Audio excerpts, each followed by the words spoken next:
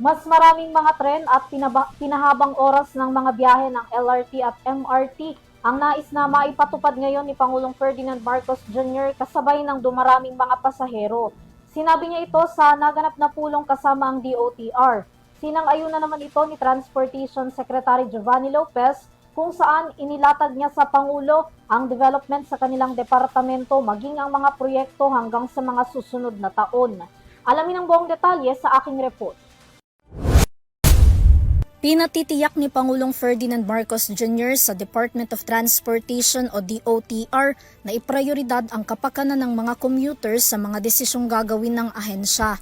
Kabilang sa mga direktiba ng Pangulo ang pagpapabuti sa rehabilitasyon ng mga tren, gawing mas komportable ang biyahe at kung maaari ay gumawa ng mga reforma para hindi natatambakan ng pila ang mga pampublikong transportasyon.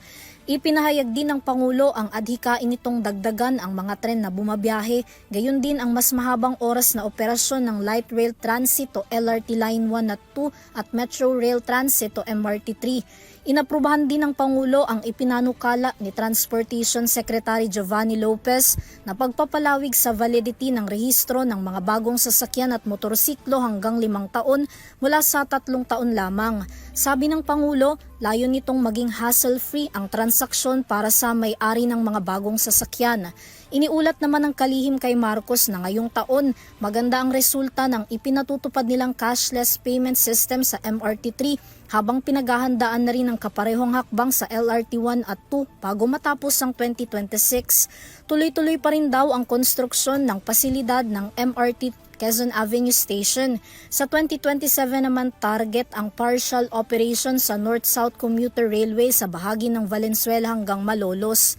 Sa parehong taon din, ang bahagyang pagbubukas ng MRT-7 na nag-uugnay naman sa Quezon City at Bulacan habang sa 2028 ang Malolos-Clark Extension.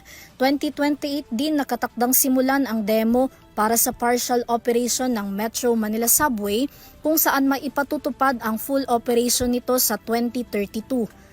Para sa EuroTV News, Vanessa Cleofa, sumasaludo sa bawat Pilipino.